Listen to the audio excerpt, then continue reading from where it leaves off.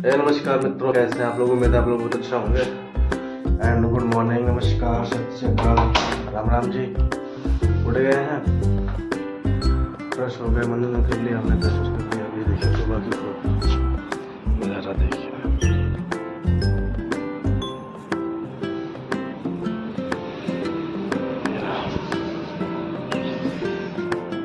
तो आज जाना है भैया इंटीरियर, हमारे मैनेजर आ रहे हैं। हमने कहा आइए, तब तक हम इंतज़ार करते हैं, वो आते हैं लखनऊ से। तो आज का जो हमारा दौरा रहेगा बाहर रहेगा। और सबसे बड़ी बात कि आज आपका दिसंबर के 1 तारीख में आपका बहुत बहुत स्वागत है, क्योंकि हम उस महीने में आ चुके हैं कि इस महीने के बाद जब अगला महीना होगा तो नया साल 2027 में एंट्री कर चुके होंगे। जैसा कि आप देख रहे हैं, चटक धूप खिली हुई है, अभी इसी फीलिंग नहीं आ रही कि दिसंबर है। रीज़न है क्योंकि हम लोगों के टाइम में, मतलब जब हम लोग बचपना हुआ करता था तो नवंबर में ही, लगभग आधे नवंबर से ही इतना भयानक कोहरा पड़ता था भाई साहब कि दिखने में भी दिखाई नहीं पड़ता था, विजिबिलिटी लो हो जाती थी, 0 विजिबिलिटी बोल सकते हैं। और अभी का आप दिसंबर देख रहे हैं कि जिस प्रकार से धूप निकल रही है और दिन में ना गर्मी की फीलिंग आती है, दिन में गर्मी की फीलिंग आती है। तो ये दिखा रहा है क्लाइमेट चेंज का। जैसा कि आप न्यूज़पेपर में देखते होंगे, चैनल पर देखते होंगे कि क्लाइमेट चेंज हो रहा है, क्लाइमेट चेंज हो रहा है, तो उसका इफेक्ट तो कहीं ना कहीं है। इस साल की मैं बात करूं कि अभी न्यूज़ में, रिसेंटली न्यूज़ में आया था कि अब की बार में ला नीना का प्रभाव रहेगा, कि यानी जब इसका प्रभाव रहता है तो ठंडी बढ़ती है। अभी तो कल ये रहते कि दिल्ली में जो नवंबर निकला है, यानी कल जो संडे निकला है, वो सबसे कोल्डेस्ट संडे था नवंबर में दिल्ली का। इस प्रकार की चीज़ें हैं, मतलब अब आप कैलकुलेट नहीं कर सकते हैं। अनएक्सपेक्टेड चीज़ें होने लगी हैं, कभी बाढ़ आ जाएगी, कभी इतना भयानक सर्दी पड़ेगी कि आप ठिठुर जाएंगे, सिकुड़ जाएंगे, सूख जाएंगे मुनक्के छुहारे की तरह, और कभी इतनी भयानक गर्मी पड़ेगी कि आप बह जाएंगे। ये चीज़ें हो रही हैं। तो मोस्ट वेलकम 1 दिसंबर 2025। अब हमारा जो आगे का प्रोसेस होगा, हम तैयार होंगे और निकलेंगे अपने इंटीरियर के लिए। मैनेजर के साथ में छोड़ेंगे नहीं भाई, ये तो मत सोचो, उनके साथ निकलेंगे और फिर मिलते हैं आगे। ये बने रहिए हमारे साथ। अच्छा, मेरी आदत है ना कि मतलब मैं अपने दिन की शुरुआत बिना एक्सरसाइज के नहीं कर सकता हूँ। अगर मैं एक्सरसाइज नहीं करूँ तो मुझे ऐसा लगता है जैसे मुझे बहुत मारा गया हो, मुझे ठंडों से पीटा गया, वो शरीर में एनर्जी नहीं आती। मैं 15 से 20 मिनट करता हूँ एक्सरसाइज, नॉर्मल से करता हूँ, जिसमें प्राणायाम करता हूँ, अनुलोम विलोम करता हूँ, लेकिन करता जरूर हूँ। इससे ना मुझे एनर्जी मिलती है। धूप सामने से धूप आ रही है, अभी आप देख रहे हैं मेरा जुकाम ठीक नहीं हुआ है, आवाज़ में भारीपन है। तो लेट्स स्टार्ट, हम चलते एक्सरसाइज करते हैं, फिर आपसे आगे मिलते रहते हैं चीज़ों में, दिन भर में क्या क्या हो रही है।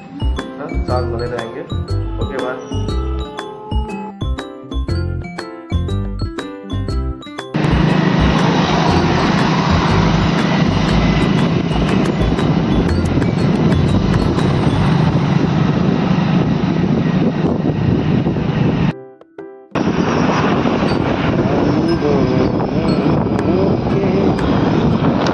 नाम बदल गए, बदल गए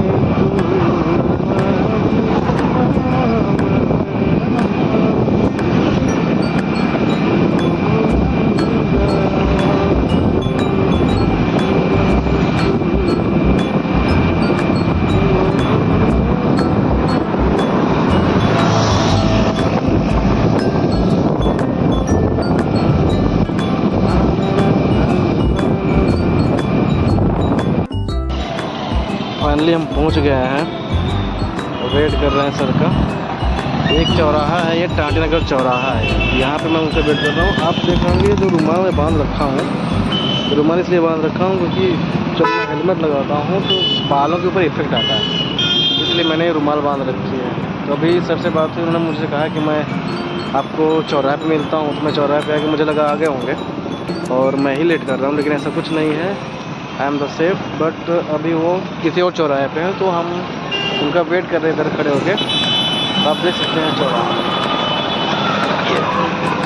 काफ़ी। तो हम निकल चुके हैं अपनी डेस्टिनी के लिए और आज दिन भर में जो भी काम होंगे, तो आज इंटीरियर है, तो फिर आपसे मिलते रहेंगे। तब तक के लिए साथ बने रहेंगे हम लोग। यही है हमारी आज़ादी, इसमें बोल सकते हैं। इस वर्क में आपको आज़ादी मिलती है और आप अपना भी काम कर सकते हैं। अगर कोई आपको काम करना है तो ये सारी चीज़ आपको इस जॉब में मिलती है, तो फ्रीडम कह सकते हैं। प्रेशर तो रहता है, प्रेशर तो किस जॉब में प्रेशर नहीं है। आप कारपोरेट से लेके चाहे गवर्नमेंट भी जॉब हो, सब में प्रेशर है। तो प्रेशर तो रहता है, बिना प्रेशर कोई मज़ा नहीं है। जब प्रेशर होगा तो डिसिप्लिन होगी। तो हम यहाँ पे वेट कर रहे हैं सर का। ओके, फिर मिलते हैं आपसे।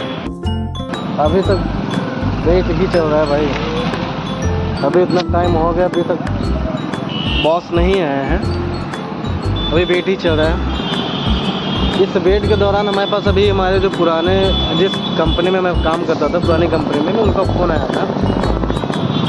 उनको एक लड़का चाहिए दूसरे हेडक्वार्टर के लिए। अभी वो कवरिंग एरिया है, पहले मैंने उस कंपनी में काम किया था, तभी उनको चाहिए, उसको वो हेडक्वार्टर लॉन्च कर रहा है। तभी मेरे पास उन्होंने फ़ोन किया था। हमारी उनकी बात पहले से हुई थी कि हमें एक लड़का चाहिए, तो उसी रिगार्ड में उन्होंने फ़ोन किया था कि मुझे एक लड़का दिलाओ। तो इस फील्ड में ना आपको वैकेंसीज़ मिलती रहती हैं, मतलब वैकेंसीज़ रहती हैं। और मैं ये कहूँगा कि इस फील्ड को जन कल्याणकारी, मतलब किसी को अगर नीड है, उसकी कम्युनिकेशन स्किल अच्छी है, तो फार्मा ऐसा सेक्टर है कि वहाँ पे यहाँ पे आके ना अपना कैरियर बना सकता है, ठीक ठाक पैसे कमा सकता है। ठीक ठाक इन द सेंस मेरा कहने मतलब ये है कि अगर आप नॉर्मल BA BSc BCom कर लिए हैं, देखो आजकल ना BA BSc BCom का कोई मतलब है नहीं। यहाँ पर स्पेशली जो वोकेशनल जो कोर्स कर लिए हैं, वो भी मारे फिर रहे हैं, मतलब अनएम्प्लॉयमेंट मिल जाता है। उसका रीज़न ये भी है अनएम्प्लॉयमेंट का कि पॉपुलेशन हमारी इतनी है कि ये सोचिए, हमारे पास में 1 अरब 40 करोड़ जनसंख्या है, तो जिसमें से यूथ जो है 67 या 68% या अबाउट 70% के आसपास में है। मतलब जिसको एम्प्लॉयमेंट, जिसको नौकरी चाहिए, है ना। तो इनको शायद मैं गलत भी हो सकता हूँ, लेकिन मतलब बेरोज़गारी जो है, तो फार्मा ऐसा सेक्टर है कि जहाँ पे आपको इनिशियल बेस में खड़े होने की जगह दे सकता है फार्मा। और आप अच्छा कर ले, कंपटीशन तो है, नो डाउट कंपटीशन बहुत ज़्यादा है, क्योंकि रोज़ नई कंपनी लॉन्च हो रही हैं और फ्रेंचाइजीज भी आ रही हैं, तो कहीं ना कहीं उसका इफ़ेक्ट है। लेकिन फार्मा ऐसा सेक्टर है कि आपको बेस देता है। कहते हैं ना, लोग कहते हैं कि भाई खड़े होने की जगह मिल जाए तो हम अपना काम कर, तो खड़े होने की जगह आपको फार्मा देता है। और सबसे बड़ी जो चीज़ है, मुझे जो लगता है कि आप अपने घर के पास में रहते हैं, कहीं दूर नहीं जाना रहता है, और जब चाहें तब अपने घर के भी कामों को निपटा सकते हैं। यहाँ पे आज़ादी रहती है। और सबसे बड़ी जो चीज़ है, नेटवर्किंग का काम है। ये नेटवर्किंग इन से पहचान बनती है, एक दूसरे से मेल मिलाप होता है, बात होती है, नए मतलब एक कहते हैं ना कि एक ऐसा काम होता है जिसमें उबन होती है, जिसमें उबन नहीं होती। अब इसमें देखिए ना, मैं वेट कर रहा हूँ, लेकिन एक मैं चौराहे पे खड़ा हूँ, तो ऐसा नहीं कि मतलब जैसे आप बोल सकते अपनी आम भाषा में मीटर चालू है, मैं वेट कर रहा हूँ, अभी बॉस नहीं आया है, तो कोई बात नहीं है। लेकिन हमारा का डेली का हम लोगों का 6 से 7 मैक्सिमम 10 हम लोग प्लान करते हैं कि 10 डॉक्टर्स को विजिट करनी रहती है। ये हमारा वो रहता है, प्लान रहता है। तो मुश्किल से एक डॉक्टर से मिलने में 5 से 6 मिनट, मैक्सिमम 10 मिनट लगता है। अगर हमें कोई बात करनी है, वो भी बॉस है, तो अगर सिंगल MR कॉल करता है तो 1-2 मिनट में ही अपना उसका काम हो जाता है। ये हमारे वर्क रहते हैं, इसलिए इसमें ना पहचान बनती है भाई। हमारे जो सामने वाले व्यक्ति हैं, वो हमसे हाईली क्वालिफाइड हैं। प्लस आज के टाइम में एजुकेशन के साथ साथ में हेल्थ सेक्टर का बहुत अहम रोल है। मिडिल क्लास फैमिली में या कोई भी फैमिली हो, चाहे मिडिल क्लास फैमिली हो, लोअर क्लास फैमिली हो या अपर क्लास फैमिली हो, तो उसको मेडिकल की ज़रूरत पड़ती है, चाहे इनिशियल फेज में, चाहे मिड फेज़ में, चाहे लास्ट फेज़ में, पर पढ़ना ही पढ़ना। लेकिन आपका जो माहौल चल रहा है उसमें तो आपको इनिशियल फेज से ही मेडिकल की नीड पड़ जाती है। किसी की तबीयत ख़राब है, कोई छोटा बच्चा, उसकी तबीयत ख़राब हो रही है, अपने घर में बुजुर्ग हैं, उनकी तबीयत ख़राब हुई है, कभी कभी हम भी तो परेशान हो जाते हैं। मतलब हमें हेल्थ की नीड पड़नी ही पड़नी है। तो उस हिसाब से भी ये सेक्टर बहुत अच्छा है, क्योंकि पहचान बन जाती है। अगर आपको कोई सलाह लेनी है तो आपको जो सलाह मिलेगी अच्छी खासी सलाह मिलेगी, मतलब राइट टू द वे सलाह मिलेगी। आप ऐसा नहीं कि भटका वाली सलाह मिलेगी कि हम उस वे से सलाह लेंगे जिसको जानकारी है ना। तो ये बेनिफिट होता है इसमें।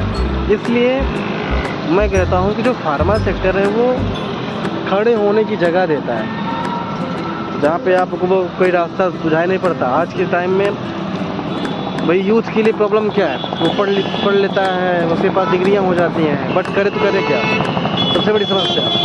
अभी आप देख रहे होंगे, डाटा उठा के देखिए, अभी टीटी पास लोग कम से कम 8 से 10 लाख लोग बैठे हुए हैं, वैकेंसीज नहीं आई है। गवर्नमेंट का कहना है कि उनका मानक पूरा जो उनका भी स्टैंडर्डाइजेशन है वो कंप्लीट है, 35 या 30 जो भी होता है बाई 1, वो उनका रेशियो कंप्लीट है। तो 8 से 10 लाख जो ये टीटी पास बैठे हुए हैं, तो कुछ खुद की ओवर एज हो जाएगी, कुछ नहीं कर पाएंगे।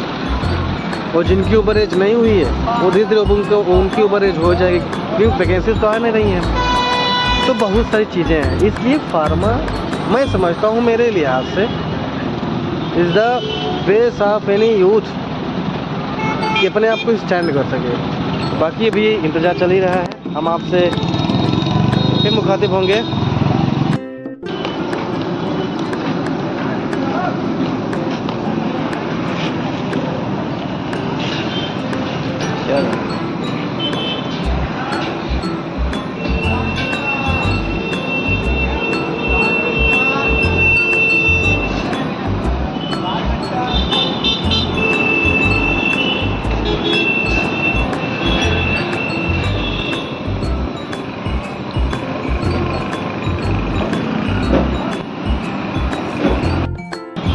वेट करते करते एक चौराहे से दूसरे चौराहे आ गया।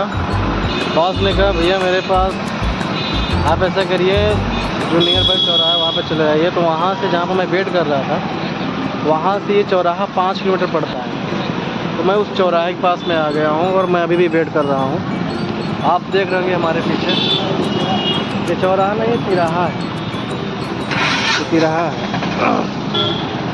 ये है भाई, इंतज़ार की घड़ियाँ भी समाप्त होने वाली हैं, क्योंकि बस पहुँचने वाले हैं।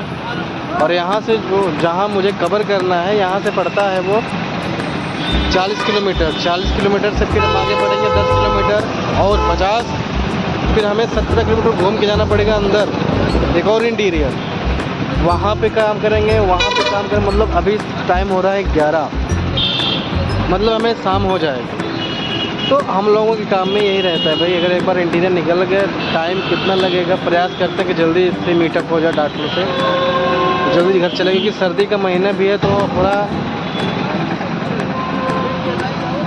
हेल्थ भी ज़रूरी है भाई। आवाज़ आ रही है, हेल्थ भी ज़रूरी होता है, क्योंकि ये लेग वर्क होता है, फील्ड वर्क होता है, इसलिए अपने आप को सेफ रखना ज़रूरी होता है। तभी बॉस का इंतज़ार कर रहा हूँ। बॉस कहाँ रह गए? बॉस मस्त है, बढ़िया है, ह्यूमन नेचर अच्छा है।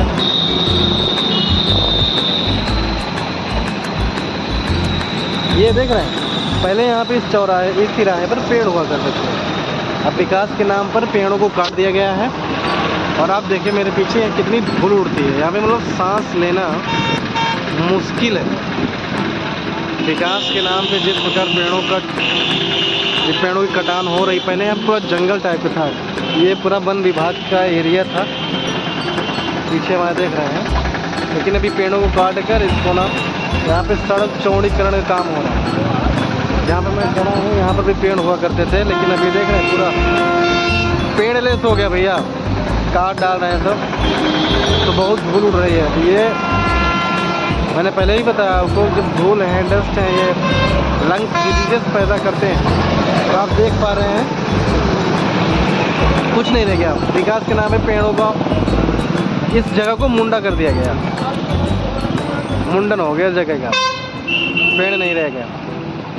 जब पेड़ नहीं रहेंगे तो आदमी सांस कहाँ से लेगा, तो फेफड़े प्रभावित होंगे, बीमारियां होंगी, डॉक्टर के पास तो जाएंगे ना। तो हम मानो ना, मनुष्य जिसे कहते हैं, मानो नहीं मनुष्य, क्योंकि मानव वाला काम ही कहाँ रह गया। जो मनुष्य है अपने विकास के लिए किस प्रकार से पेड़ों का हनन कर रहा है और आने वाले फ्यूचर को क्या देने वाला है, हम भगवान ही जाने। ना पानी शुद्ध रह गया है, ना पेड़ बच रहे हैं, जंगल कटान इस प्रकार से हो रही है कि आने वाले समय में लग रहा है कि यहाँ पे आदमी सांस भी खरीदने का प्रयास करेगा।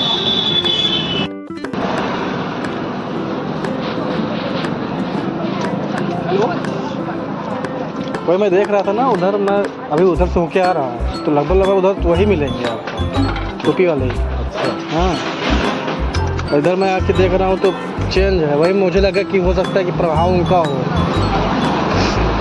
हालांकि बाबा की सरकार है तो प्रभाव तो नहीं होगा भी।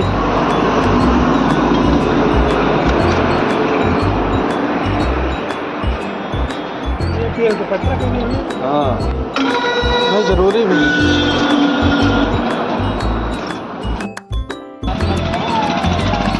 चलते हैं बाल कटाने, बाल बढ़ गया है जैसा मैंने आपको बताया था, बाल कटाएंगे। क्या चेहरा हो जाता है भाई, ना देखने लायक ना सुनने लायक। बाप रे बाप। तो बॉस को छोड़ दिया हूँ, अभी मैं एक चौराहे बैठा हूँ, मैं सोच रहा हूँ बाल कटा लूँ। चल रहा हूँ, बाल कटाऊँगा, उसके बाद फिर मैं निकलूँगा आगे स्टॉकिस्ट के यहाँ जाऊँगा, क्योंकि कुछ आर्डर मिले हैं। ब्रेक किया हूँ डॉक्टर को। डॉक्टर ब्रेक मतलब कन्वर्जन बोलते हैं हमारी भाषा में इसे, कि सर ने कहा है कि हम लिखेंगे, तो इस भाषा को मेडिकल लैंग्वेज ऐसे बोलते हैं, कन्वर्जन करना है ना, ब्रेक करना, ये सब बोलते हैं। तो बाल बढ़ गया है, देख रहे हैं भूत बन गए हैं, तो सोच रहे हैं बाल कटवा लें, दाढ़ी बनवा लें, क्योंकि पूरे हफ्ते काम करना है। कुछ फीवर लग रहा है भाई, फीवर की शिकायत हो रही है, पैर दर्द कर रहा है बहुत तेज। एक बार की सोच रहा हूँ कि मैं जांच करवा लूँ। बाकी जैसा आप लोग सलाह दें, क्या करें क्या ना करें। आज बॉस के यहाँ, कल बॉस के यहाँ शादी थी, बॉस के रिलेटिव में किसी की शादी थी, जिसमें आए थे। इनके घर यहाँ पास ही पड़ता है, और रिश्तेदारी की पास पड़ती है, तो उनके शादी वादी में आए थे। तो आज इससे किए हुए थे, तो वही उन्होंने कहा कि हम साथ में चलेंगे। मगर ठीक है, तो आके उनको ड्रॉप के यहाँ पे, और इसी चौराहे पे सोचा बाल भी कटा लूँ। मिलता हूँ भाई बाल कटाने के बाद में। करवा लिए हैं, सजना बन गया नंबर 1।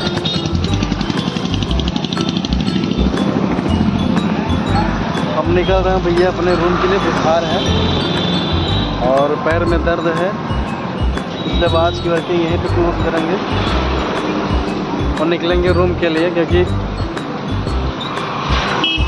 दर्द है, बुखार है तो बर्दाश्त नहीं हो रहा है। सर में दर्द भी है, सर चक्कर भी काट रहा है, इसलिए चलते हैं रूम पे, आराम करेंगे, दवा खा के।